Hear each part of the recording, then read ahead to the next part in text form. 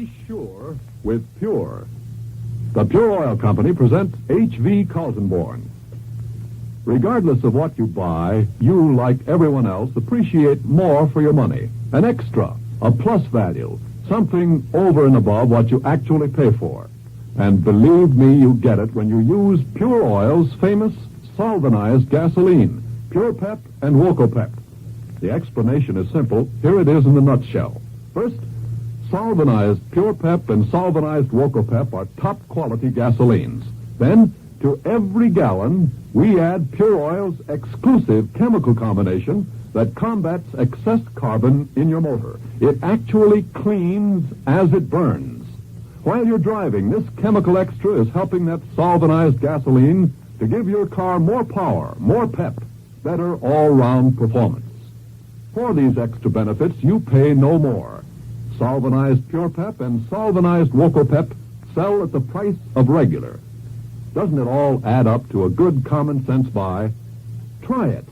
Drive in tonight or first thing tomorrow at the big blue and white Pure Oil sign. Remember, it costs no more to be sure with Pure. Now, here's H.V. Kaltenborn. Good evening, everybody.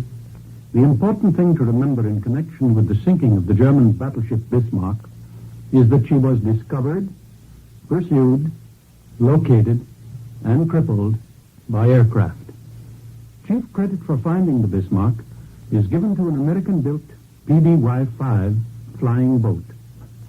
These planes have a cruising range of 5,000 miles, and like American bombers, need no convoys or patrols or shipping space to get them across the Atlantic. And today the President asked Congress for another $3.5 billion to manufacture more bombers and more flying boats. To build a Bismarck takes over 4 years and costs something like $80 million. But the time will soon be here when a bomber can be completed in less than 4 months, and the bomber costs only $100,000. On the same day on which we hear of the sinking of the Bismarck, Britain reveals that the Germans sank 4 cruisers and 2 destroyers with their bombing planes in the Battle of Crete. Here, too, superior air power was more important than superior sea power. Surface navies are still important, but sea power, without air power, has lost its historic might and mission. And in a crisis where speed is essential, bombers must precede battleships. Despite losses, the British Navy is still in action at Crete. It is reinforcing the British and preventing seaborne German forces from reaching Crete. But it does so at great risk. The Germans, with their control of the air, today report hits on several additional British warships. Fierce fighting continues in western Crete, where the Germans continue to have the upper hand. The British may have to give up the western half of the island and concentrate their remaining forces in the eastern half. Vichy today made a new pledge to the United States. A note delivered by the French ambassador pledges France will not surrender her fleet or her colonial empire to the Germans. But suppose the Germans take them as they took the Syrian air drones. Vichy is not a free agent, and we must remember that in appraising any promises Vichy may make. The dominant topic in Florida and Georgia, where I have just made a brief stay, is the power shortage. Everywhere there are appeals to the public through poster, press, and radio to conserve power. An unprecedented drought, joined to an unprecedented defense demand, have created a critical situation. In many homes of the Southeast, the need to economize power will bring the first real sacrifice for defense. The private power companies of the Southeast are today eagerly looking towards the completion of new additions to that TVA power whose creation they once condemned as wasteful duplication. Today, every prominent power company of the Southeast is joining with the Tennessee Valley Authority in widespread advertisements urging everyone to economize in the use of electric current. Air conditioning may have to go. Daylight saving may be extended, and the sale and use of power-consuming appliances may be curtailed. Some 40 Georgia mayors will meet in Atlanta tomorrow to launch a United Save Kilowatts program. Chairman McDonald of the Georgia Public Service Commission says it has come down to a plain question of whether we will run our air-conditioned plants for comfort or build airplanes for our safety. In Pensacola yesterday, I visited the most complete naval air training station I have seen so far. The last time I saw Pensacola, it was a sleepy, charming little Gulf town. Its municipal transportation system consisted of one car, one mule, and one Negro driver. When the system met me on the main street, the driver hailed me. This was early in 1899, and I was a soldier in uniform. "Sergeant," he called, "you all want a ride?" "Sure," I said. "But you're going the wrong way." "That's all right, boss," he answered. "I'll turn around." He unhitched his mule, hitched it to the other end of the car, and off we went. I thought of that first Pensacola ride yesterday, as I enjoyed another, in a huge Navy amphibian transport plane which carried me over 2 training stations, a Navy yard, 2 Coast Artillery forts, and some 30 airfields in a 15-minute flight around the shores of Pensacola Bay. Pensacola is an ideal base for naval aviation. It has the bay and the Gulf for seaplanes, 30 strategically located landing and practice fields for land planes, and a deep water harbor big enough to hold the Atlantic fleet.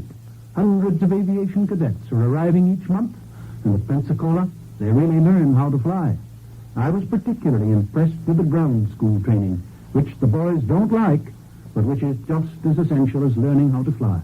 They have learned one thing at Pensacola, that you can save many a young flyer from failure by teaching his teacher how to teach.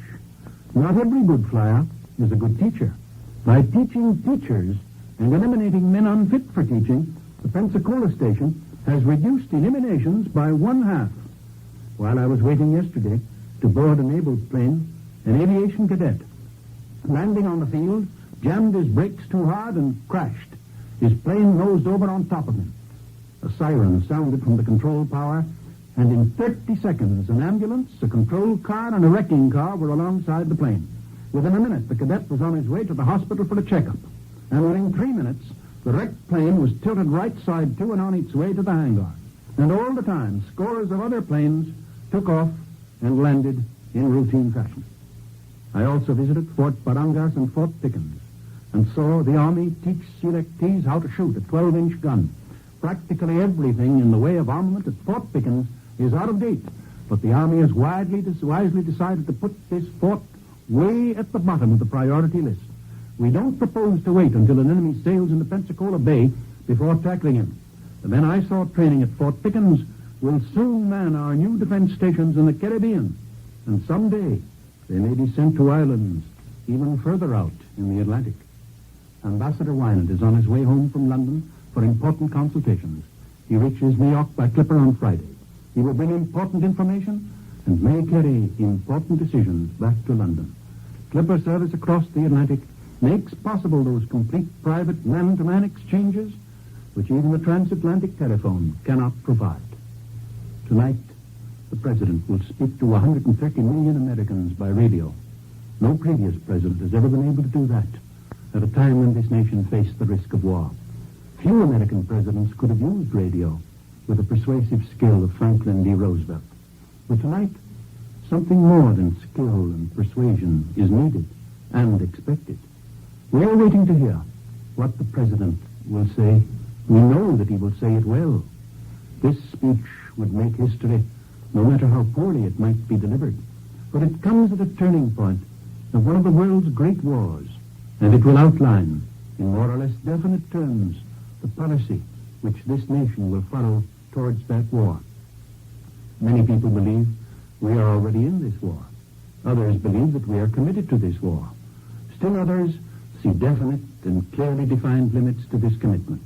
There is still a considerable age short of war party which honestly believes that the President himself has it in his own hands to so limit and circumscribe our aid to Britain that we need not run the risk of war. 7 congressional isolationists, headed by Senator Wheeler, today sent a letter to the President warning him against the use of convoys and any direct naval action which might mean war. The President's answer was to call the congressional leaders of both parties to the White House late this afternoon for a review of the talk to the nation which he will deliver tonight. The isolationists had warned the president in their letter today that 80% of the people of the United States, quote, are opposed to any course which will take this nation into the European war, end quote.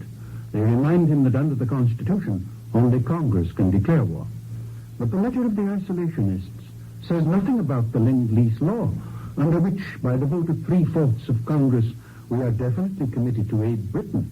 It warns the president, but suggests no alternative course of action under which he could carry out the duty which Congress has assigned to him of providing all-out effective aid to the British.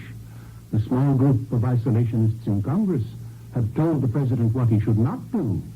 This evening, the president gave the duly selected leaders of both parties in Congress the opportunity of telling him what they think he should do. In the course of human history, there are times when doing nothing may be more disastrous than doing something. There are times when a council of mere negation is not enough. The true leader is almost always the man of action. Speaker of the House Rayburn, after hearing the president read his speech, told him he approves it 100%. That's the first reaction to what the president will say to you tonight.